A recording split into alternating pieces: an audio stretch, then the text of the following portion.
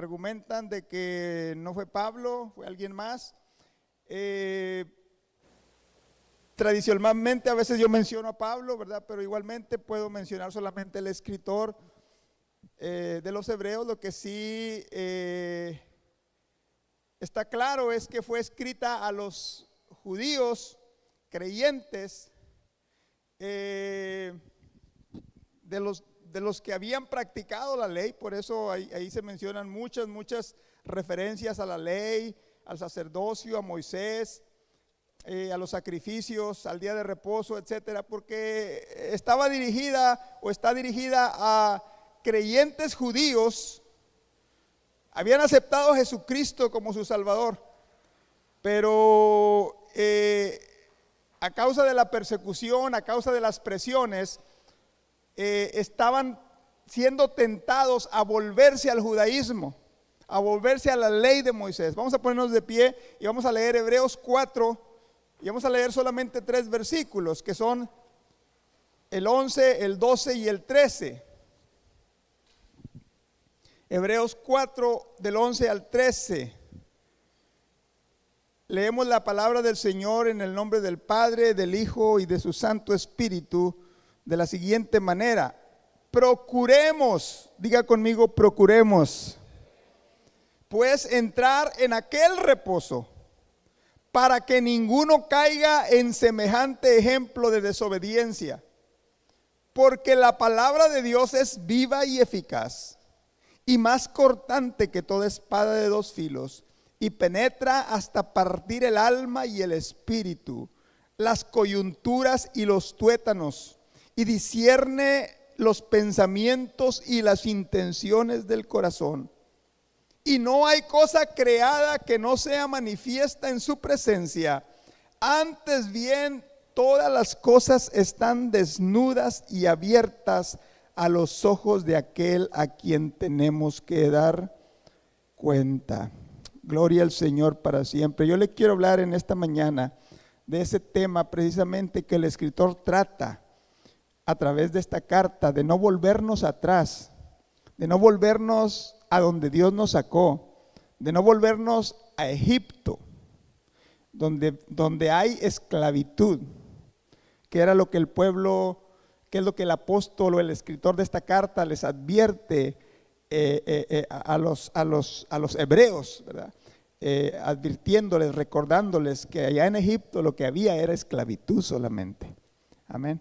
Vamos a orar al Señor. Te doy gracias, Señor, ahora por tu palabra, la cual es poderosa, como lo acabamos de leer. Es viva, es eficaz, es cortante, penetra el alma, el espíritu, discierne los pensamientos, las intenciones aún del corazón. Oh Dios, esta palabra tuya, Señor, te pido que tú la bendigas y la prosperes en la mente, en la vida, en el corazón de todos los que la escuchan.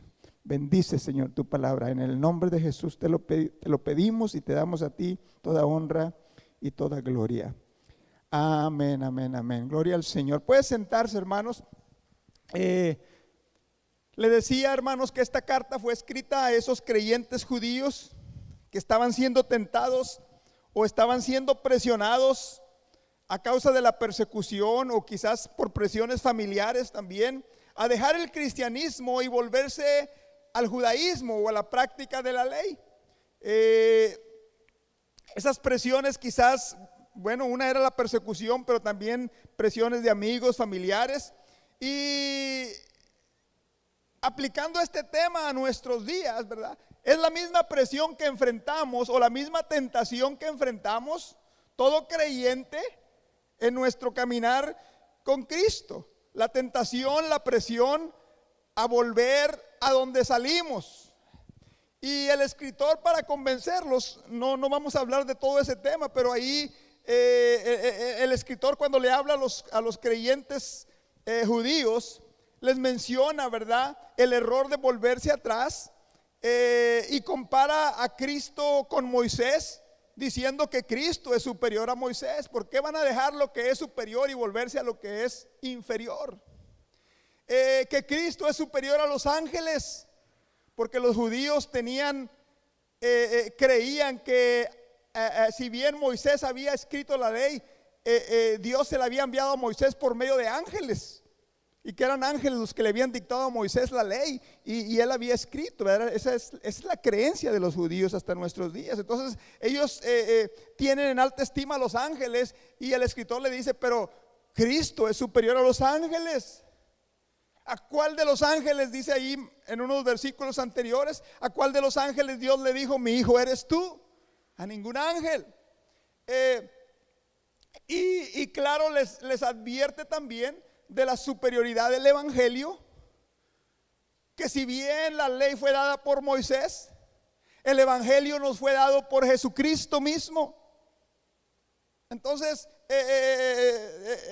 la carta está llena de advertencias acerca de el dejar lo que es bendición por lo que es maldición, el dejar lo que es superior por lo que es inferior, el dejar el evangelio, ¿verdad?, para volverse, en este caso, las advertencias a ellos, a las prácticas de la ley. Y las advertencias son advertencias duras y claras, porque les dice: el que quebrantaba la ley, que es inferior, merecía castigo, se le castigaba. Y lo decía: ¿qué creen que va a pasar con aquellos que quebrantan el evangelio y se vuelven atrás? ¿Acaso no va a ser más duro el castigo? Porque están quebrantando lo que es superior, lo que es mayor. Y así, hermanos, encontramos, ¿verdad?, todas estas referencias y comparación entre el evangelio y la ley, entre Cristo y Moisés. También usa la salida del pueblo de Israel de Egipto como un ejemplo de ese llamado que Dios nos ha dado, hermanos, que Dios les dio, que Dios nos da todavía en nuestros días, ¿verdad? Y usa el ejemplo de aquellos judíos, aquel pueblo de Israel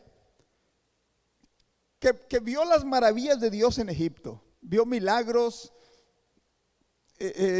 vio cómo Dios los libró de la muerte, vio cómo Dios les abrió el mar rojo, vio cómo Dios les proveyó de pan en el desierto, vio cómo Dios los guardó, les dio victoria sobre sus enemigos. Y cuando llegaron a entrar a la tierra prometida, no creyeron que Dios les iba a dar toda esa tierra que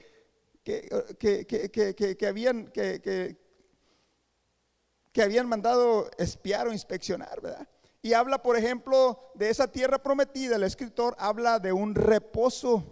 Por eso dice, es más, en Hebreos 4:3 se menciona, ¿verdad?, la palabra reposo. Dice, los que hemos creído entramos en el reposo, porque está usando la promesa que Dios le dio al pueblo de que iban a entrar a la tierra prometida como un descanso, como un reposo de la esclavitud que estaban viviendo en Egipto. Y aplicándolo a nuestra vida, hermanos, el pecado esclaviza, el pecado oprime, el pecado controla la vida del hombre. Entonces, cuando dice el escritor, dice, pero aquellos que hemos creído, hemos salido de la esclavitud, hemos entrado al reposo, al descanso. Descansamos de la opresión, descansamos del pecado. El pecado ya no controla nuestras vidas, vaya. Y es el ejemplo que él usa para describir la vida del pueblo de Israel en esclavitud en Egipto y la vida que Dios les prometió en esa tierra de Canaán o en esa tierra prometida. Le llama el escritor un descanso. No quiere decir que no iban a estar haciendo nada, pero iban a descansar de la opresión, iban a descansar de los latigazos, iban a descansar del trabajo sin remuneración, vaya, porque nada era de ellos. Iban a poseer tierras, iban a poseer labores, iban a poseer ciudades, iban a entrar en el descanso de una tierra prometida. Y el escritor menciona que usted y yo, igual cuando salimos de la esclavitud del pecado porque aceptamos a Cristo, estamos entrando en ese descanso. Aleluya. Ese es el día de reposo del creyente, del Hijo de Dios. No es un día en sí, es una condición del alma, del corazón, una relación con Dios en el cual tenemos paz, seguridad, descanso para nuestras almas. Aleluya. ¿Cuántos han encontrado ese descanso, ese reposo en Cristo? Aleluya. Nuestra salvación, hermanos, es nuestro reposo de la esclavitud del pecado. Y por eso está la exhortación a través, en esta carta, la exhortación a no descuidar nuestra salvación, por ejemplo. Y encontramos versículos ahí donde dice: ¿cómo escaparemos si descuidamos esta salvación tan grande? O exhortación a no permitir que entre incredulidad al corazón del hombre, a nuestro corazón. Porque el pueblo de Israel, el pueblo que se rebeló contra Dios, lo hizo a causa de la incredulidad. Y esta exhortación, hermanos, la podemos ver en estos versículos que leemos cuando el escritor dice: procuremos entrar. Esa palabra procurar, hermanos, implica un esfuerzo físico, un esfuerzo del cuerpo, pero también un esfuerzo intelectual o mental, vamos a decirle así. Cuerpo y mente, aleluya. Estamos procurando físicamente. Cuando usted salió esta mañana de su casa y se levantó y preparó temprano, o usted hizo un esfuerzo, vaya, por estar aquí. Cuando usted se esfuerza por venir a la oración, alguien diga amén. Cuando usted se esfuerza por venir al estudio, físicamente nos estamos esforzando a hacer lo que a la carne no le gusta hacer. Aleluya. Procura. En otra ocasión el apóstol Pablo dice a Timoteo: procura con diligencia presentarte a un esfuerzo del alma, pero también un esfuerzo físico. Y aquí el escritor lo usa, ¿verdad?, como un esfuerzo del alma, del cuerpo, para entrar a ese descanso o a esa salvación o a esa vida eterna. Ahora, ¿por qué es tan importante, hermanos, que usted y yo? Es más, en inglés se usa la palabra como trabaja, échale ganas, esfuérzate, trabaja en entrar a ese descanso. Y ese procurar o ese esforzarnos, hermanos, ese involucrarnos, lo debemos hacer primero, hermanos, porque el premio es grande. El premio es valioso. Ese descanso vale la pena, vaya. Es comparar esclavitud contra libertad. Recuerda que te estoy hablando de no nos volvamos atrás, no nos volvamos a Egipto. Debemos involucrar nuestra mente, nuestro cuerpo, nuestro esfuerzo, vaya, porque vale la pena el galardón.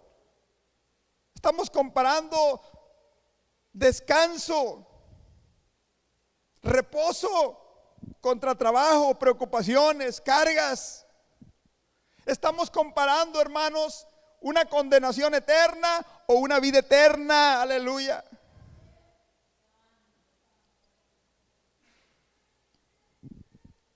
Por eso el peligro de no entrar. Le decía hace unos momentos, Hebreos 2:2 dice: ¿cómo escaparemos entonces si descuidamos una salvación tan grande? Vale la pena, hermano, esforzarnos físicamente. Quizás a veces no te den ganas de venir a la iglesia, como a muchos esta mañana. Quizás físicamente no te den ganas de venir a orar, como a muchos no le dan ganas de venir a orar. Y eso, y no crea que nada más es ustedes, ¿qué cree que yo soy diferente? Soy igual que usted. A mí también me dan ganas de quedarme en la casa los domingos, inclusive hoy. Pero procuro, me esfuerzo. No me va a ganar el enemigo, porque el premio, el galardón es grande.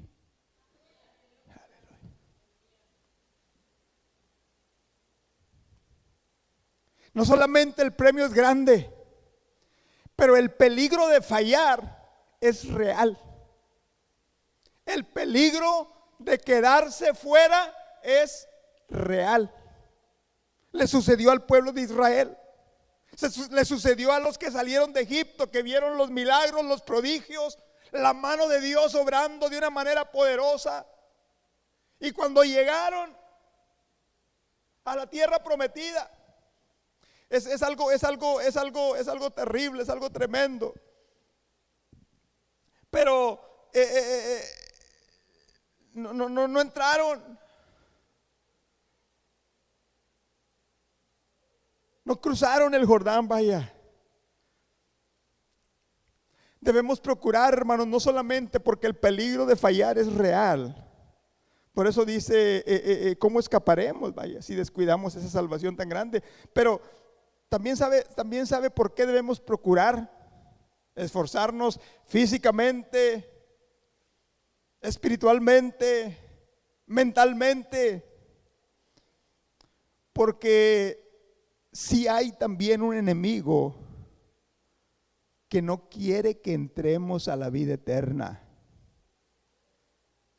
Si hay un enemigo que no quiere que encontremos ese descanso, va a estorbar al hombre para que no acepte a Cristo como su Salvador.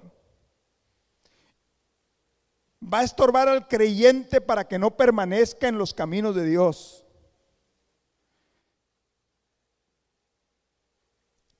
Hay un enemigo que no quiere que encontremos esa vida eterna o ese descanso. Y una vez que aceptas a Cristo y una vez que empiezas a caminar la vida cristiana, te va a estar recordando tus fracasos, te va a estar recordando tus debilidades, te va a estar murmurando, susurrando, diciéndote que tú no puedes vivir la vida cristiana. Y cuando el diablo dice que tú no puedes vivir la vida cristiana, el diablo dice solamente verdades a medias. Pero alguien dijo que una verdad a media es una mentira completa.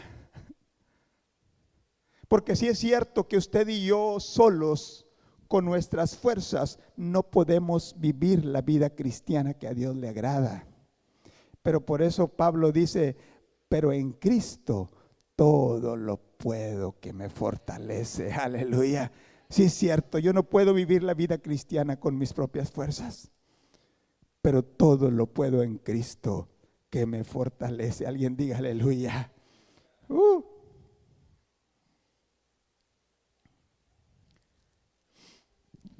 El pueblo fracasó, hermanos, porque creyeron que ellos eran los que iban a derrotar a los gigantes. Se olvidaron de que en realidad es Dios quien hace todas las cosas. Aleluya. Esa historia es una historia triste, pero es la historia que el escritor de los Hebreos les está recordando a quienes les escribió esta carta. Allá en Números capítulo 12 se nos da la historia, 13, perdón. Cuando Dios le dijo a Moisés y le dijo, mira, en el 13, dice, envía hombres que reconozcan la tierra de Canaán. Dice, la cual yo doy a los hijos de Israel. Fíjese, es Dios quien está hablando. Digo, esa tierra yo se las doy. Y dice la palabra del Señor que escogieron uno de cada tribu. Por cierto, si usted no sabía, el nombre de Josué no era Josué. El nombre de Josué era Oseas. Josué se llamaba Oseas y Moisés le cambió el nombre a Josué. Él era de la tribu de Efraín, porque escogieron uno de cada tribu. Caleb era de la tribu de Judá, pero de cada tribu escogieron a un representante para que cruzaran el Jordán y para que fueran a inspeccionar la tierra, a espiar la tierra. Y Dios les dice que vean todo lo que hay en esa tierra, que la observen, cómo es. En Números 18 dice, observar la tierra cómo es, el pueblo que la habita, si es fuerte o débil, o poco o numeroso. El 19, cómo es la tierra habitada, si es buena o es mala. Cómo son las ciudades habitadas, si son campamentos o son plazas fortificadas. Cómo es el terreno, si es fértil o estéril, si en él hay árboles o no. Y esforzaos y tomad del fruto del país. Y era el tiempo de las primeras uvas. Dice, y ellos subieron y reconocieron la tierra desde el desierto de Sin hasta Rehob, entrando en Hamat. Dice, y en el versículo 23, ahora bueno, ahí se mencionan los gigantes. Estaban también los hijos de Anac, Ahimán, Sesai y Talmai. Eran gigantes, vaya. Dice, y llegaron hasta el arroyo de Escol, dice, y de ahí cortaron un sarmiento con un racimo de uvas, el cual trajeron 2 en un palo, y de las granadas y de los higos. Oiga, un sarmiento de uvas cargado entre 2. Era abundante la cosecha. Las granadas, los higos, son frutos de esa tierra, típicos de esa tierra. Y dice la palabra del Señor que sí era una tierra fértil, pero fíjese lo que dijeron estos espías, con excepción de Caleb y de Josué. Y les contaron, en el versículo 27 dice, nosotros llegamos a la tierra a la cual nos enviaste, la que ciertamente fluye leche y miel. Diciendo, sí es cierto lo que Dios nos dijo, es una tierra que fluye leche y miel. Y este es el fruto de ella, y le enseñan los racimos y las granadas y los higos. Dice, mas el pueblo que habita aquella tierra es fuerte, y las ciudades muy grandes y fortificadas. Y también vimos ahí a los hijos de Anac.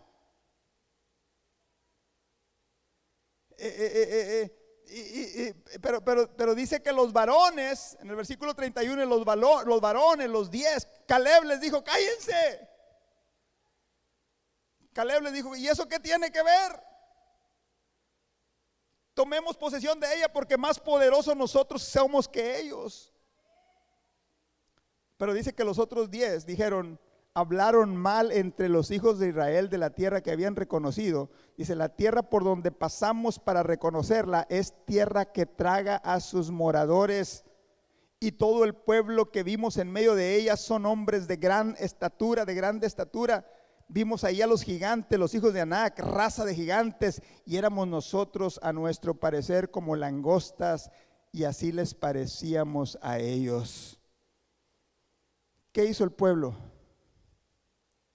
El pueblo que había visto el mar abrirse, que había ahogado a Faraón con todos sus carros, con todo su ejército. El pueblo, el Dios que había hecho salir agua de la roca. Dice que el pueblo de Israel se quejaron contra Moisés y contra Aarón. Dice, ojalá muriéramos en la tierra de Egipto, o en este desierto, ojalá muriéramos.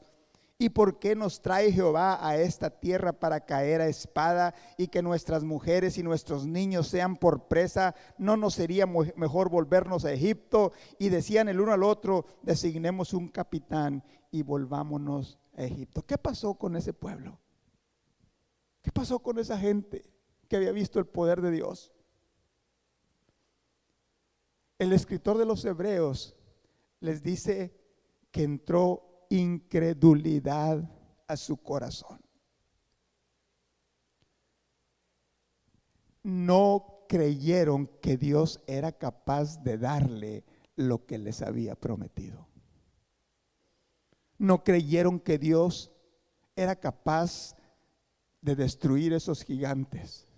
No creyeron que Dios era capaz de derribar esas ciudades amuralladas. Y entró incredulidad a su corazón, a su vida, a su alma.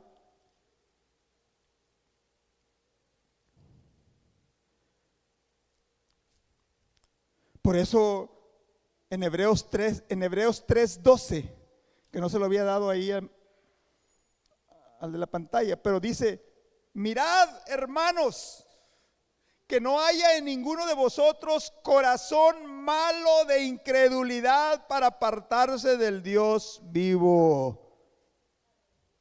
Porque la incredulidad llevó al pueblo a rebelarse contra Dios, y la incredulidad lleva al creyente a rebelarse contra Dios también. Procuremos entrar, aleluya. Se olvidaron de que es Dios quien les había prometido que les iba a dar esa tierra, aleluya. Qué terrible, hermanos, qué tremendo. Y todos estamos expuestos a ello. Todos estamos expuestos a eso. Cuando no procuramos físicamente, espiritualmente, mentalmente. Y ¿sabe cuál es lo triste de todo esto, hermano? Lo más terrible es que Dios nos da las herramientas.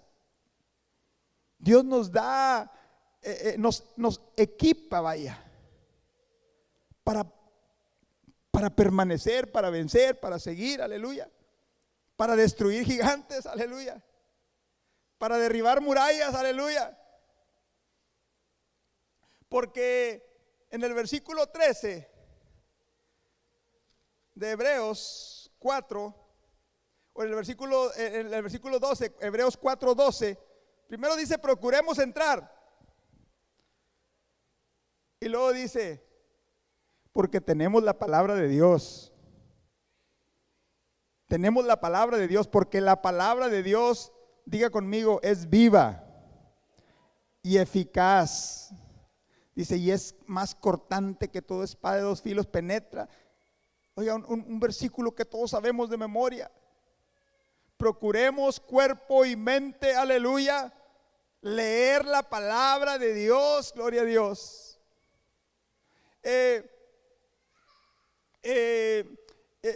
Ahora ahí habla ese versículo, habla de que corta, de que redarguye, de que discierne, etcétera. Pero para el tema de hoy solamente quiero que meditemos en esas dos palabras. La palabra de Dios es viva.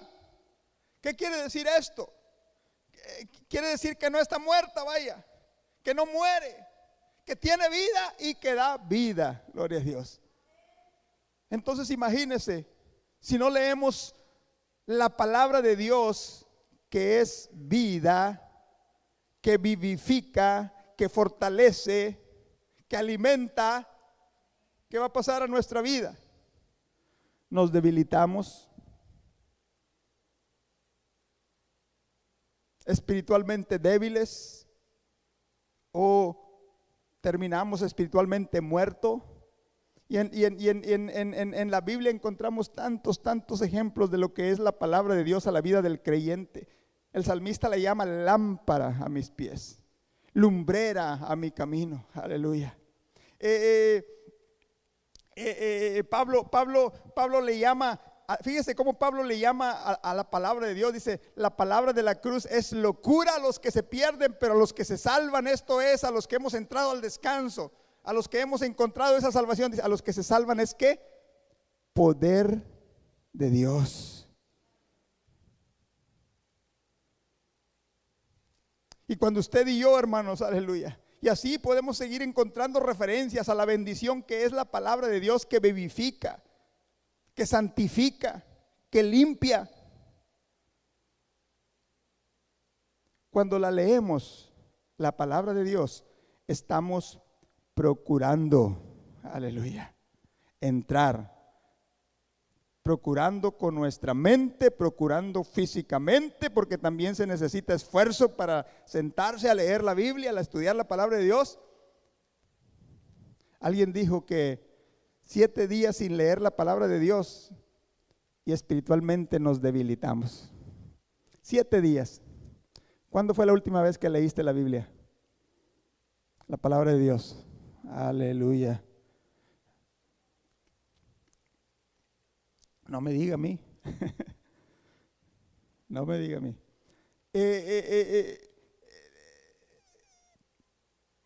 Cuando la leemos, hermano, estamos procurando cuerpo y mente, aleluya,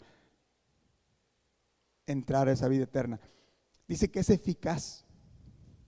¿Qué quiere decir esto, hermano?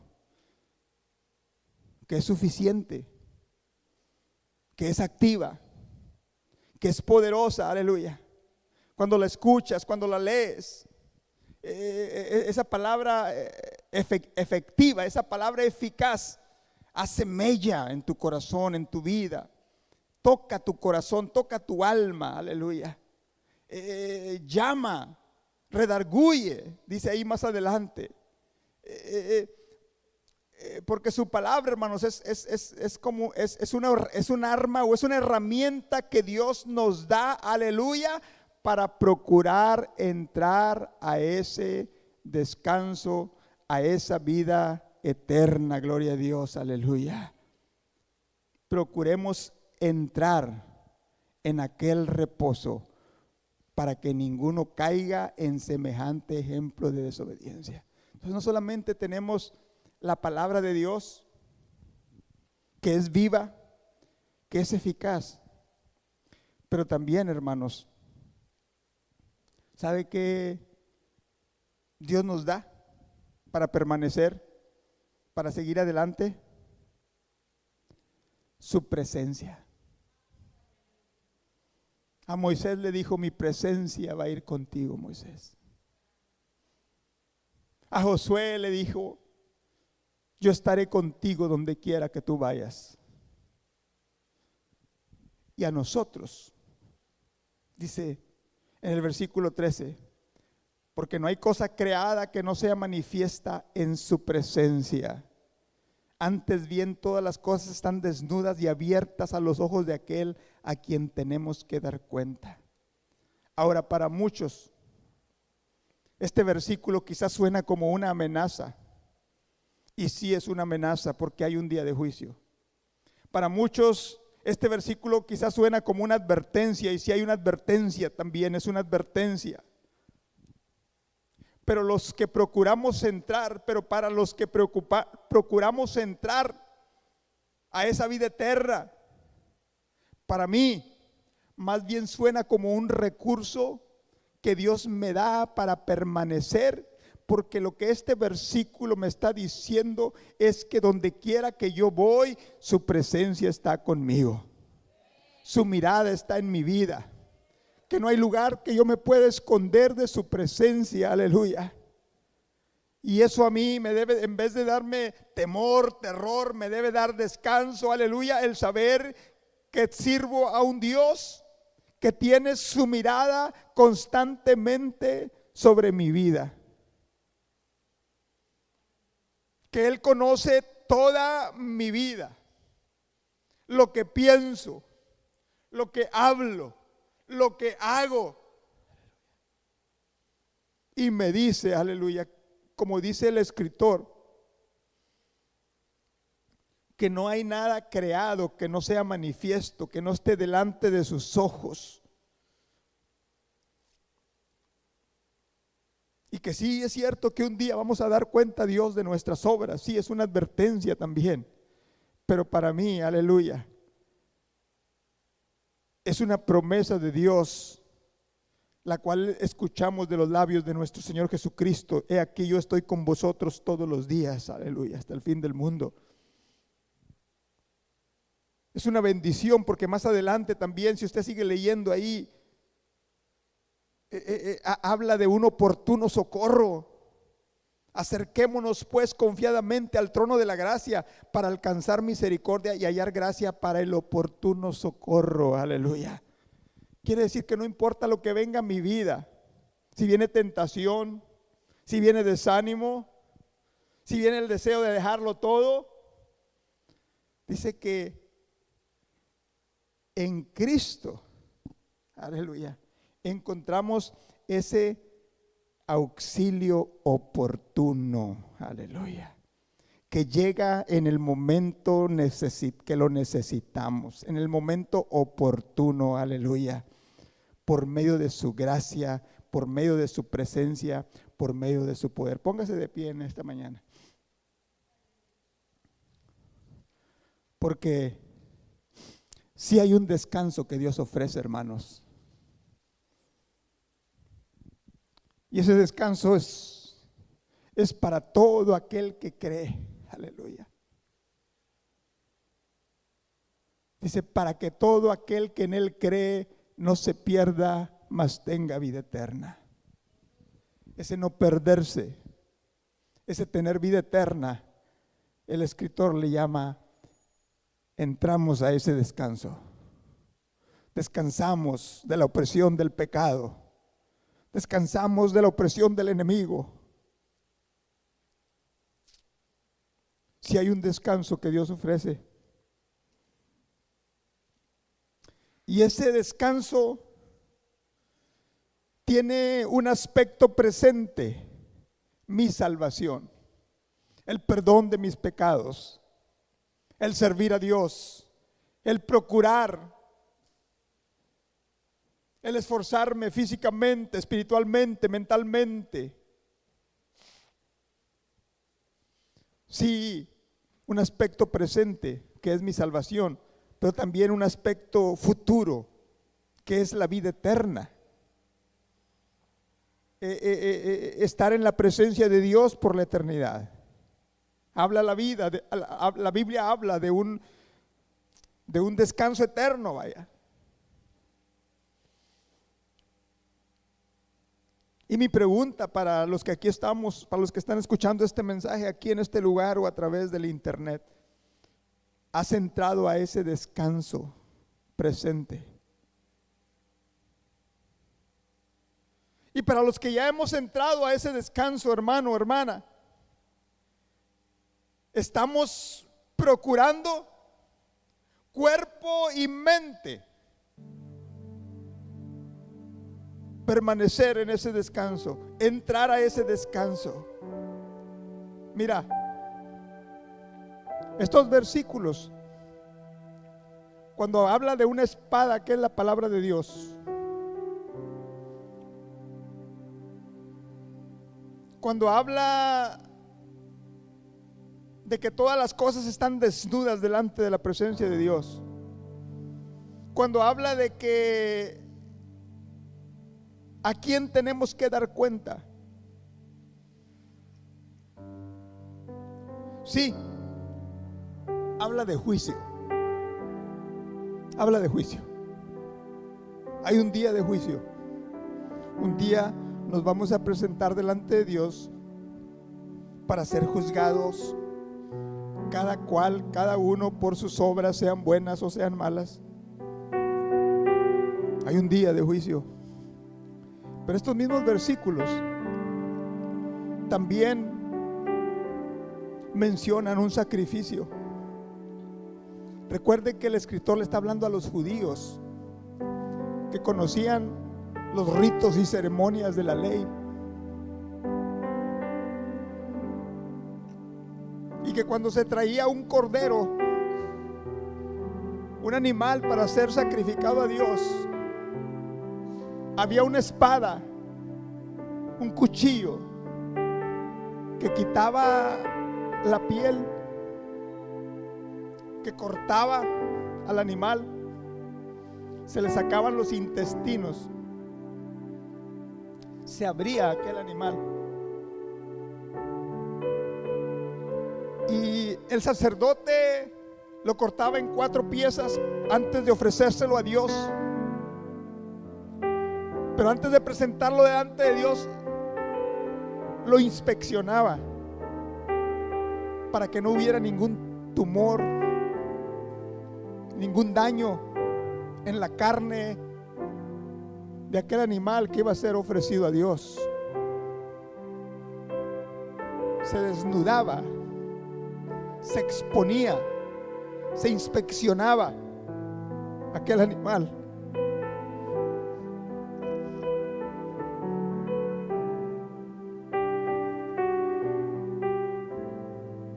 Se discernía, dice, las coyunturas, los tuétanos, los pensamientos, eran los riñones, el corazón, todo lo más interno del animal. Los pensamientos eran los riñones. Se equipara con los riñones.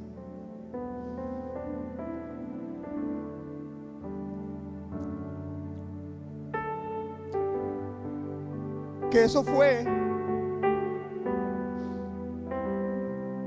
lo que Cristo hizo en la cruz del Calvario. Fue ofrecido sin mancha y sin arruga. He aquí el Cordero de Dios que quita el pecado del mundo. No se halló mancha, no se halló pecado, no se halló arruga, no se halló defecto.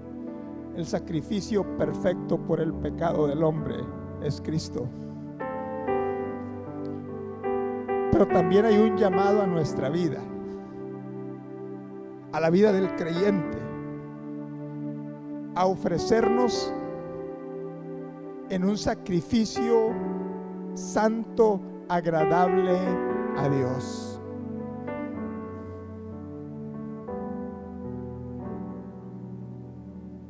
Que nuestra vida, aleluya. Y recuerde que cuando dice el escritor, entramos a un descanso.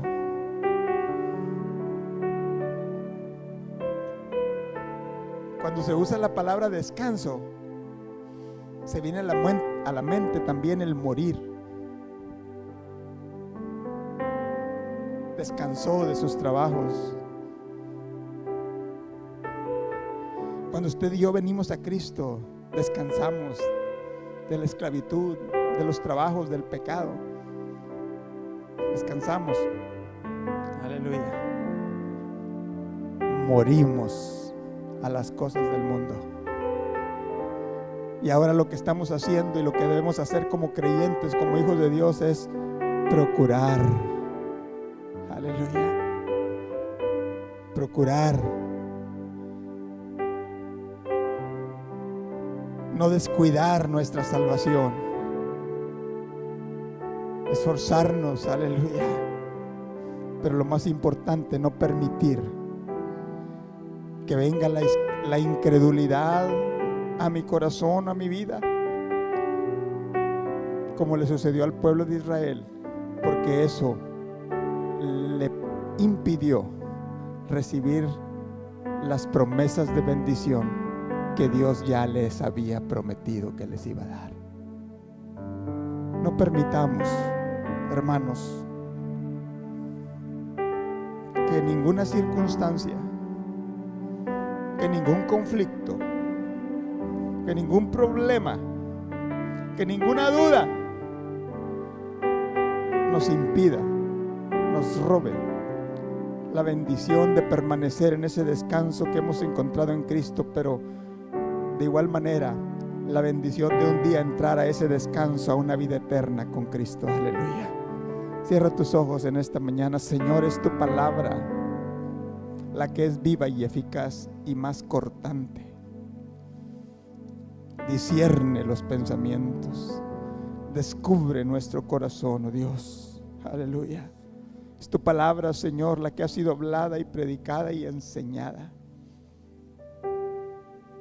Es tu palabra, Señor, aleluya, la que nos santifica, nos limpia, nos redarguye, nos alimenta también, oh Dios. Te alabo y te bendigo, Señor, y te doy gracias por este mensaje, el cual recibe mi alma y mi corazón, Señor. Santo eres tú, oh Dios. Santo eres tú, oh Dios. Aleluya. Antes de despedirnos, no sé si usted quiere adorar a Dios unos momentos. Yo quiero hacerle una invitación No sé si hay alguien aquí que no tenga esa seguridad y ese descanso que Dios ofrece, que es la salvación. Pero yo sé que todos los que estamos aquí estamos procurando, aleluya, estamos luchando, aleluya,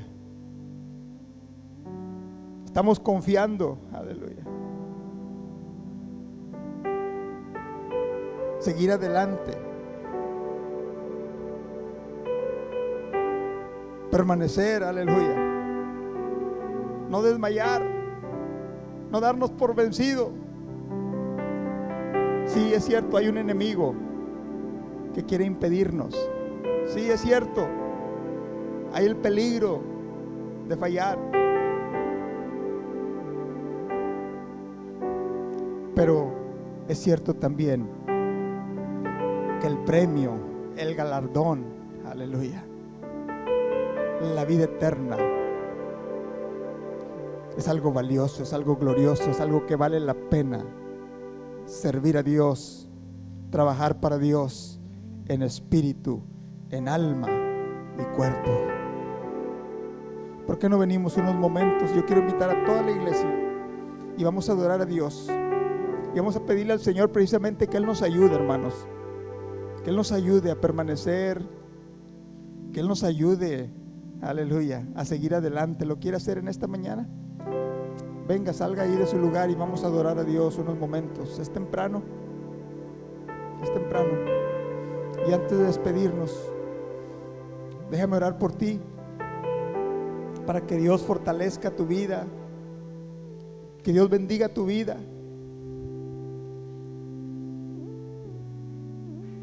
Me da gusto verte aquí en la iglesia. Me da gusto verlos aquí en la iglesia. Imagínense el gozo de vernos un día en aquella eternidad, en ese descanso eterno.